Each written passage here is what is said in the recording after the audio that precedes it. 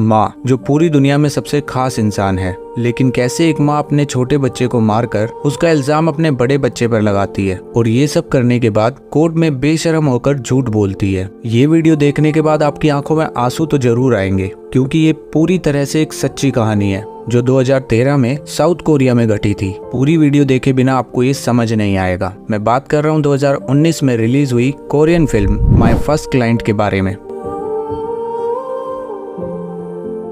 Film की शुरुआत में एक वकील दिखाया जाता है जिसका नाम जियोंग है। आज वो एक जॉब इंटरव्यू के लिए आया है। जियोंग दूसरे वकीलों की तरह नहीं है, वो एक बहुत ईमानदार आदमी है और सब कुछ बहुत ध्यान से जज करता है। इसी वजह से उसे आज ये जॉब नहीं मिली। अब सीन में दो छोटे बच्चों को दिखाया जाता है जिनकी माँ अब नहीं रही। छोटे लड़के का नाम है जूनो और बड़ी बहन का नाम है डबिन। जूनो अपनी बड़ी बहन से पूछता है कि उनकी माँ कैसी दिखती थी, तो डबिन उसे बताती है कि उनकी माँ के बहुत लंबे बाल थे। तो जूनो बोलता है कि कितनी बार तो तुमने कहा है कि माँ के बाल लंबे नहीं छोटे थे। ये सुनकर डबिन सोच में पड़ जाती है कि अब वो अपने छोटे भाई को क्या जवाब दे। दरअसल वो दोनों ही नहीं जानते थे कि उनकी माँ कैसी दिखती थी। डबिन बहुत छोटी है, लेकिन फिर भी वो अपने छोटे भाई का बहुत अच्छे से ध्यान रखती है, बिल्कुल एक समझदार माँ की तरह। डबिन के पापा बहुत बुरे आदमी है, क्योंकि उसने डबिन की माँ की सारी फोटो को खराब कर दिया था ताकि बच्चे अपनी माँ को पहचान ना सके। अब शाम को डबिन के पापा घर वापस आते हैं और डबिन से बोलते हैं कि अपने छोटे भाई को जगा दो। डबिन अपने छोटे भाई के साथ डाइनिंग टेबल पर आती है। तभी उनके पापा एक महिला को बुलाते हैं। दरअसल उनके पापा ने दूसरी शादी कर ली है और इस महिला का नाम जिचुक है। जूनो और डबिन के पापा उनसे कहते हैं कि आज से ये तुम्हारी माँ है। शुरुआत में दोनों बच्चों की उनकी नई माँ से बहुत अच्छी बनती है। इतने लंबे समय बाद जूनो और डबिन अपनी नई माँ को पाकर बेहद खुश हैं। जब दोनों भाई बहन स्कूल से वापस आ रहे थे तो जूनो अपनी बड़ी बहन डबिन से कहता है कि देखा, भगवान ने हमारी सुन ली और हमारे पास इतनी अच्छी माँ को भेज दिया। फिर दोनों भाई बहन घर पहुंचकर अपनी नई माँ से मिलते हैं। शुरुआत में उनकी नई माँ दोनों भाई बहनों का बहुत अच्छे से ख्याल रखती है, लेकिन धीरे धीरे उसका असली रूप सामने आता है। जिचुक अब दोनों बच्चों की कोई भी हरकत सहन नहीं कर पा रही। जरा सी बात पर उसे गुस्सा आने लगता है। जूनो बहुत छोटा बच्चा है और उसे अभी चॉपस्टिक से ठीक से खाना नहीं आता, इसलिए वो हर बार टेबल पे थोड़ा बहुत खाना गिरा देता है। ये देखकर उनकी नई माँ को बहुत गुस्सा आता है और वो जूनो की बहन डबिन को बहुत मारती है और उससे कहती है कि अपने छोटे भाई को ठीक से रहना और खाना सिखा दो, वरना जब भी ये गलती करेगा तो मार तुम्हें पड़ेगी। इसी बीच जियोंग नाम के एक वकील को दिखाया जाता है। उसकी माँ उसे बहुत डांटती है क्योंकि जियोंग को अभी तक कोई काम नहीं मिला है, इसीलिए जियोंग को मजबूरन चाइल्ड प्रोटेक्शन सेंटर में जॉब करनी पड़ रही है। इस सेंटर का मिशन बच्चों की रक्षा करना है। अब हम देखते हैं कि डबिन यहाँ अपनी माँ की कंप्लेंट दर्ज कराने आई है और चुपचाप एक कोने में बैठी है। तभी एक महिला उसके पास आती है और उसे नॉर्मलाइज करने की कोशिश करती है, क्योंकि डबिन बहुत ज्यादा डरी हुई है और बार बार उस महिला से एक ही सवाल पूछ रही है कि आंटी, मैंने अपनी नई माँ की कंप्लेंट करके कुछ गलत किया है क्या? जब मैं वापस घर जाऊंगी तो क्या मेरी माँ मुझे फिर से मारेगी? जियोंग भी वहीं खड़ा होता है तो डबिन उससे भी वही सवाल पूछती है। फिर जियोंग डबिन से बात करता है और बोलता है कि तुमने कुछ गलत नहीं किया, अगर मैं तुम्हारी जगह होता तो मैं भी ऐसा ही करता। अब अगले सीन में डबिन के साथ साथ जियोंग को भी उसके घर आते हुए दिखाया जाता है, लेकिन डबिन की ये सौतेली माँ बहुत चालाक और मंझी हुई एक्टर है। दरअसल जिचुक भी पेशे से एक वकील है, इसीलिए वो अच्छे से जानती है कि किसी भी सिचुएशन को कैसे संभाला जा सकता है। जिचुक जियोंग के सामने बहुत नॉर्मल बिहेव करती है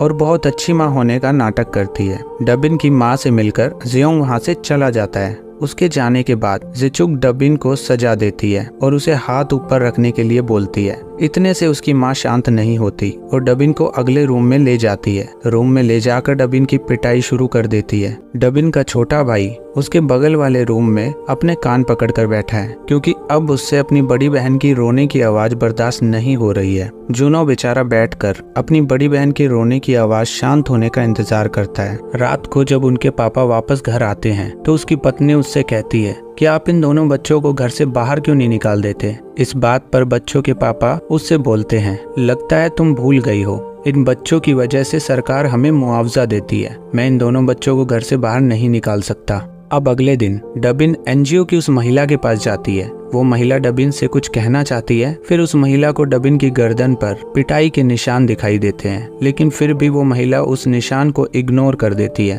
और डबिन के पास से चली जाती है। डबिन बहुत परेशान होकर वहाँ से निकल जाती है। बाहर उसका छोटा भाई जूनो उसका वेट कर रहा होता है। फिर जूनो अपनी बहन से कहता है कि हम लोग उस अंकल के पास क्यों नहीं जाते, वो अंकल हमारी हेल्प कर सकते हैं। इसी दौरान जियोंग अपने ऑफिस में बैठकर गेम खेल रहा होता है। थोड़ी देर में दोनों भाई बहन उसके ऑफिस पहुंच गए। फिर जियोंग उन बच्चों के साथ अपने ऑफिस से बाहर जाता है और उन दोनों बच्चों को किसी रेस्टोरेंट में लेकर जाता है और उनके लिए बर्गर ऑर्डर करता है। लेकिन जूनो ने इससे पहले कभी बर्गर नहीं खाया था और आज वो पहली बार बर्गर खाने वाला था। फिर डबिन जूनो को बर्गर खाना सिखाती है। अब डबिन जियोंग से पूछती है कि आप क्या काम करते हो, आप हमारी मदद क्यों नहीं कर रहे। इस बात को सुनकर जियोंग सोच में पड़ जाता है और उनसे कहता है कि मैं एक साधारण इंसान हूँ।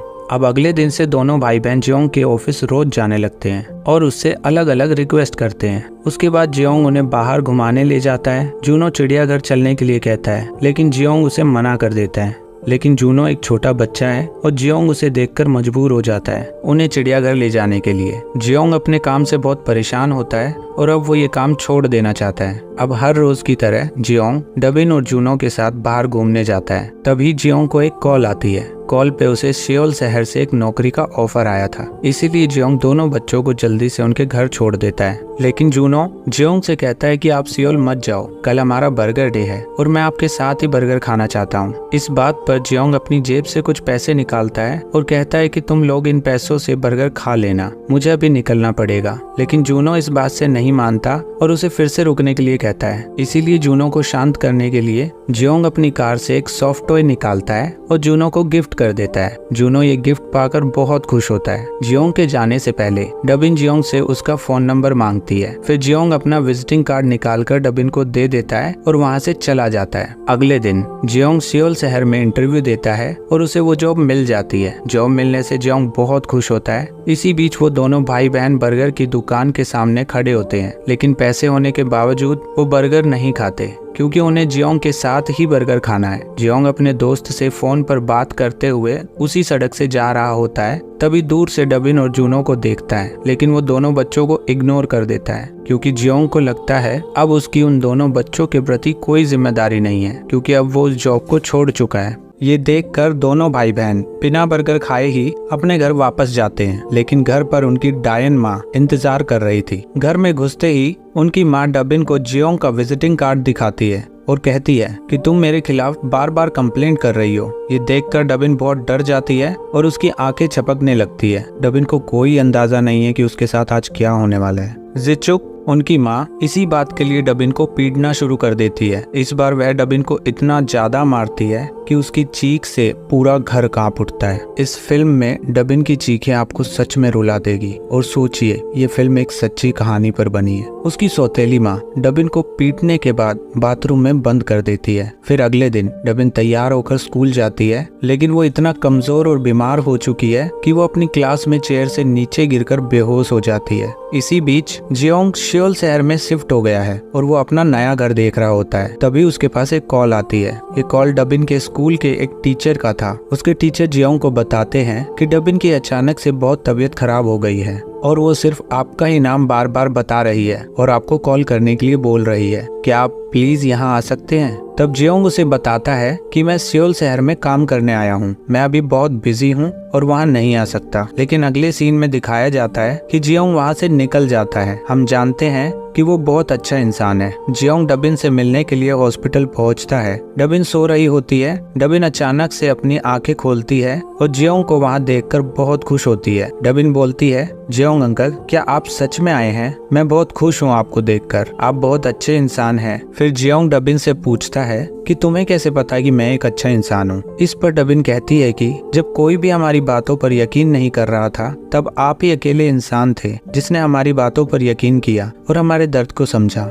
मैं जानती हूँ कि मैंने और मेरे छोटे भाई जूनो ने आपको बहुत परेशान किया, लेकिन आप कभी भी हम पर गुस्सा नहीं हुए। अच्छा, एक बात पूछूं? अगर हमारे जैसे बच्चे गलती से दुनिया में पैदा हो जाते हैं तो क्या इसमें हमारी गलती है? पापा हमेशा कहते हैं कि मैं गलती से इस दुनिया में पैदा हो गई हूँ। मुझे इस दुनिया में लाने का उनका कोई इरादा नहीं था, लेकिन उनकी एक गलती की वजह से उन्हें मुझे पालना पड़ रहा है। अंकल प्लीज, मेरी एक रिक्वेस्ट है आपसे, मुझे और मेरे छोटे भाई को यहाँ से कहीं दूर किसी अनाथालय में भेज दीजिए। ये सब बातें सुनने के बाद जियोंग डबिन को बताता है कि वो इस शहर को छोड़ रहा है। ये सुनकर डबिन एकदम चुप हो जाती है जियोंग को कुछ समझ नहीं आ रहा कि उसे क्या करना चाहिए। अगले दिन जियोंग डबिन की सौतेली माँ से मिलने जाता है, लेकिन इस बार उनकी सौतेली माँ जियोंग से बहुत बदतमीजी से पेश आती है और उसे घर से बाहर निकाल देती है। उसके बाद जियोंग डबिन के पापा के पास जाता है, लेकिन वह भी जियोंग के साथ बदतमीजी से बात करता है और कहता है कि वो मेरे बच्चे हैं, मुझे पता है बच्चों को कैसे पालते हैं, तुम्हें हमारे घर के मामलों में अपनी नाक डालने की जरूरत नहीं है। इतनी बेइज्जती के बाद जियोंग अपनी नई जॉब के लिए सियोल शहर वापस आ जाता है। इस बीच डबिन पूरी तरह से खामोश हो गई है, वो हमेशा बहुत डरी रहने लगी।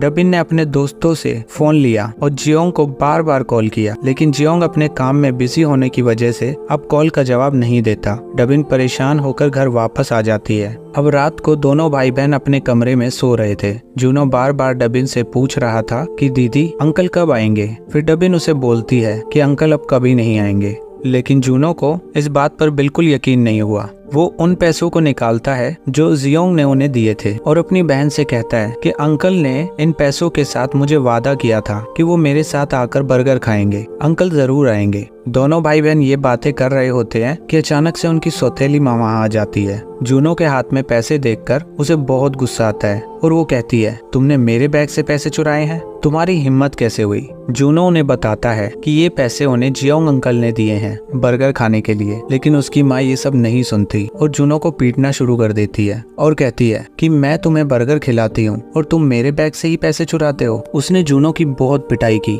फिर जूनो कमरे के एक कोने में बैठ गया और रोने लगा। अब उनकी डायन माँ डबिन को नीचे आने के लिए बोलती है। डबिन ये सब देखकर बहुत डर चुकी है और अपनी आंखों में डर को लेकर नीचे आती है। उनकी सौतेली माँ डबिन से कहती है कि तुम्हारे भाई ने पैसे चुराए हैं, तुम्हें क्या करना चाहिए। तो फिर डबिन जवाब देती है कि चोरी करने वाले को सजा देनी चाहिए। उनकी माँ कहती है कि फिर दो अपने छोटे भाई को सजा। डबिन बहुत डरी हुई है और डरी हुई आवाज में पूछती है कि मैं क्या करूं। फिर वो निर्दयी माँ डबिन को बोलती है कि वही करो जो मैं तुम्हारे साथ करती हूँ, यानी अपने छोटे भाई के गाल पे जोरदार थप्पड़ मारो। फिर डबिन अपने छोटे भाई को अपनी बेहुदा माँ की तरह थप्पड़ मारने की कोशिश करती है, लेकिन वो अपने छोटे भाई के कोमल से गालों पर कैसे मार सकती है जिससे वो इतना प्यार करती है और उसकी देखभाल करती है। तो उसने अपनी माँ से बचने के लिए जूनो के गाल पर धीरे से थप्पड़ मारा। इस पर उनकी निर्दयी माँ कहती है, जोर से मारो वरना मैं उसे मारूंगी। इसके बाद सीन ब्लैकआउट हो जाता है और हमें सिर्फ आवाजें सुनाई देती है। फिर अगले दिन न्यूज में दिखाया जाता है कि एक छोटी बच्ची ने अपने छोटे भाई को जान से मार दिया। दरअसल उस रात डबिन के बाद उसकी माँ ने जूनो को बहुत मारा, जिसकी वजह से उसकी मौत हो गई और डबिन को उसकी माँ ने समझाया कि अपने भाई की मौत का इल्जाम वो खुद पे ले ले। अगर वो ऐसा करती है तो उसे कोई सजा नहीं होगी और फिर वो डबिन को कभी परेशान नहीं करेगी। लेकिन डबिन ने सच बताने की कोशिश करी तो वो डबिन की भी वही हालत करेगी जो उसके छोटे भाई की है। ये सुनकर एक 10 साल की छोटी बच्ची क्या ही करती। वो बहुत डरी हुई होती है और अपनी माँ की बात मान लेती है और डबिन को जुवेनाइल कस्टडी में रिहा कर दिया जाता है। लेकिन डबी अब अंदर से पूरी तरह टूट चुकी है। वो अब उस सॉफ्ट टॉय को भी बाहर फेंक देती है जो जियोंग ने उसके छोटे भाई जूनो को दिया था। अब ये खबर जियोंग तक भी पहुंच जाती है और वो सारा काम छोड़कर डबिन के पास आता है। जूनो की मौत की खबर से जियोंग को बहुत दुख होता है और वो सब जगह आकर पता करने की कोशिश करता है कि आखिर ये सब हुआ कैसे। लेकिन जियोंग को किसी से कुछ पता नहीं चलता। वो सब तो छोड़ो,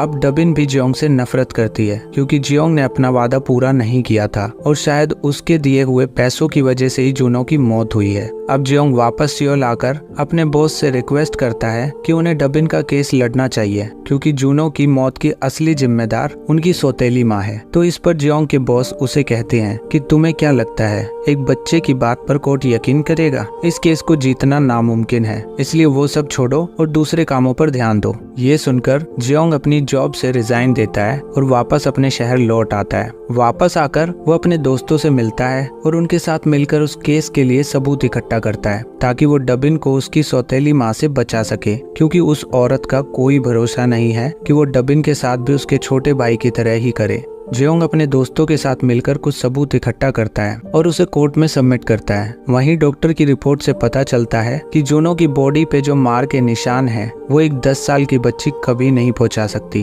इसलिए ऑफिसर डबिन की सौतेली माँ पर चार्ज लगाते हैं और उसके पास कोर्ट से एक नोटिस आता है जिसको देखकर वो डर जाती है और डबिन को मारती है। इस पे डबिन कहती है कि मैंने कुछ नहीं किया। वहीं जियोंग अपने दोस्तों से बात करते हुए कहता है कि हमें कोर्ट में कुछ भी करके ये केस जीतना है। तो जियोंग की दोस्त उसे पूछती है कि क्या डबिन कोर्ट में सबके सामने सच कह पाएगी। इस बात पर जियोंग कहता है कि मेरे पास एक प्लान है। फिर जियोंग डबिन के एक स्कूल के फ्रेंड के साथ फुटबॉल खेलता है और उसे अपना एक काम करने के लिए मना लेता है। फिर जियोंग उसके दोस्त के हाथ डबिन के घर पे एक पार्सल भिजवाता है जब उसकी सौतेली माँ घर पे नहीं होती। लेकिन बहुत दिनों तक डबिन उन पार्सल का कोई जवाब नहीं देती। फिर एक दिन डबिन उसके दोस्त को वो पार्सल रखते हुए देख लेती है और अपने कमरे में जाकर सारे पार्सल्स को एक साथ खोलकर देखती है। उस पार्सल में एक लेटर था जिसमें जियोंग ने डबिन को लिखा था कि डबिन, तुम्हें याद है तुमने कहा था कि तुम मुझ पर इसलिए भरोसा करती हो क्योंकि मैं एक अच्छा इंसान हूँ। लेकिन सच कहूँ तो मैं एक अच्छा इंसान नहीं हूँ क्योंकि मैं जूनो को नहीं बचा पाया। लेकिन मैं नहीं चाहता कि ये सेम चीज तुम्हारे साथ हो। मैं नहीं चाहता कि तुम्हारे भाई का कातिल खुलेआम घूमे, इसलिए प्लीज मेरी मदद करो। इसी बीच डबिन की माँ वहाँ आ जाती है और उसे देख लेती है तो वो डबिन को फिर से मारना शुरू कर देती है। डबिन की आवाज सुनकर उसका दोस्त जियोंग को जाकर ये सब बता देता है। ये सुनकर जियोंग भागता हुआ डबिन के घर पहुंचता है और दरवाजे को हथौड़े से तोड़कर घर में घुस जाता है। तब तक डबिन बेहोश हो चुकी थी। डबिन को बेहोश देखकर जियोंग डबिन को उठाता है और अपने साथ उसे अपने घर ले आता है। कुछ देर बाद डबिन को होश आ जाता है। फिर रात के समय डबिन के पापा जियोंग के घर आते हैं और शोर मचाते हुए कहते हैं कि मेरी बेटी को वापस करो वरना मैं पुलिस को बुलाऊंगा। इस बात पर जियोंग बिना डरे उसके पिता को कहते हैं कि जरूर बुलाइए। लेकिन फिर डबिन के पापा वहाँ से चले जाते हैं क्योंकि सब कुछ जानते हुए डबिन के पापा ने कुछ नहीं किया तो गलती उनकी भी थी। अब अगले दिन कोर्ट में जिचुक अपने आप को बहुत मासूम दिखाने की कोशिश करती है और कहती है कि उसने अपना बेटा खोया है और माँ होने के नाते वो अपने बच्चों को थोड़ा बहुत डांट देती थी।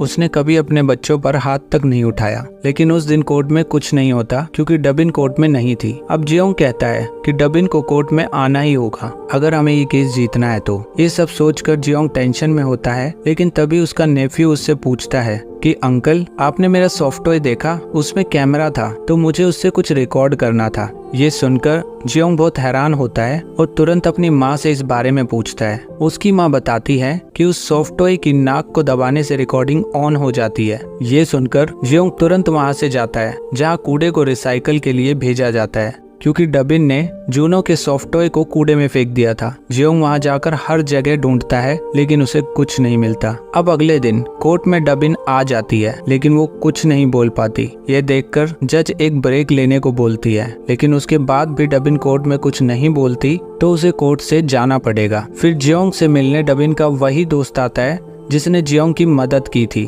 और उसके हाथ में वही सॉफ्ट टॉय होता है जो जियोंग ने जूनो को दिया था। दरअसल जब डबिन ने उस सॉफ्ट टॉय को फेंका था तो उसके दोस्त ने उसे कूड़े से निकालकर अपने पास रख लिया था। अब ब्रेक के बाद कोर्ट में फिर से सेशन शुरू होता है और जियोंग जज से रिक्वेस्ट करता है कि वो सबके सामने डबिन से कुछ बात करना चाहता है। जज ने उसे इजाजत दे दी। अब जियोंग उस सॉफ्ट टॉय को डबिन को देता है जिसे देखकर डबिन बहुत खुश हो जाती है और वो उसे गले लगाकर रोने लगती है। जियोंग उससे बात करने की कोशिश करता है। फिर डबिन कहती है कि आप बड़े लोग बहुत बुरे होते हैं। मैंने आपसे कितनी बार मदद मांगी थी लेकिन आपने मेरी एक बात नहीं सुनी। हाँ, मैंने अपने भाई को मारा और मेरी सौतेली माँ ने मुझसे मेरे भाई को थप्पड़ मारने के लिए कहा। मैं उस दिन अपने प्यारे भाई को थप्पड़ मार रही थी। मैंने अपनी आंखों के सामने अपने भाई की हत्या होते हुए देखी। फिर जियोंग ने खड़े होकर जज से कहा कि हमारे देश का कानून इस छोटी लड़की को उसके भाई के हत्यारे के साथ रहने के लिए मजबूर करता है।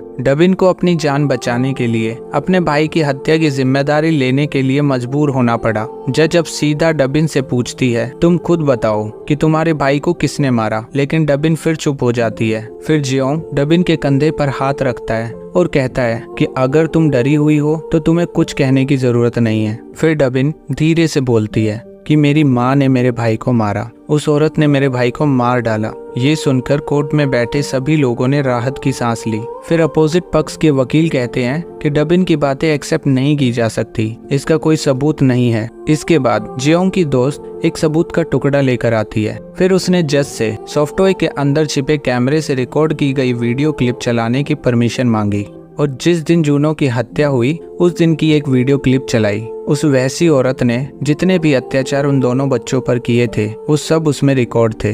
वीडियो में उस औरत की क्रूरता को देखकर कोर्ट में बैठे सभी लोग हैरान हो गए। जिस तरह से उस सौतेली माँ ने छोटे बच्चे को मार मार कर जान से मार दिया, उसे देखकर कोर्ट में बैठे सभी लोगों की आंखों में आंसू आ गए। वहां मौजूद किसी को भी अपनी आंखों पर यकीन नहीं हो रहा था। बच्चे के मरने से पहले उसने अपनी बहन से कहा, मुझे बहुत बुरा लग रहा है। मुझे लगता है कि मैं अपनी माँ की तस्वीर देख नहीं सकता। मैं शायद कभी नहीं जान पाऊंगा कि मेरी माँ कैसी दिखती थी। मेरी आंखों के सामने सब कुछ धुंधला होता जा रहा है। वो आखिरी बात थी जो जूनो ने अपनी बहन से कही थी। कोर्ट में मौजूद सभी लोग रोने लगे। अदालत ने उस निर्दयी महिला को 20 साल की जेल और उसके पति को 5 साल की जेल की सजा सुनाई। डबिन के पापा को अब रिहा कर दिया गया है, लेकिन वो महिला अभी भी जेल में है। डबिन अब 19 साल की हो चुकी है। वो अभी भी अपने छोटे भाई की क्रूर यादों के साथ इस दुनिया में रहती है। मुझे इस फिल्म के बारे में और कुछ नहीं कहना। मैं बस इतना कह सकता हूँ कि अपने घर के छोटे बच्चों से ज्यादा प्यार करें और उनकी सारी बातें ध्यान से सुने। उन्हें ज्यादा से ज्यादा टाइम दे और सब ठीक रहेगा। मैं उम्मीद करता हूँ कि आपको ये फिल्म और मेरी एक्सप्लेनेशन पसंद आई होगी। फिल्म का कौन सा सीन आपको अच्छा लगा और आप अभी क्या फील कर रहे हैं, कमेंट करके बताइए। हम मिलते हैं आपको फिर से एक नई कहानी के साथ अगली वीडियो में।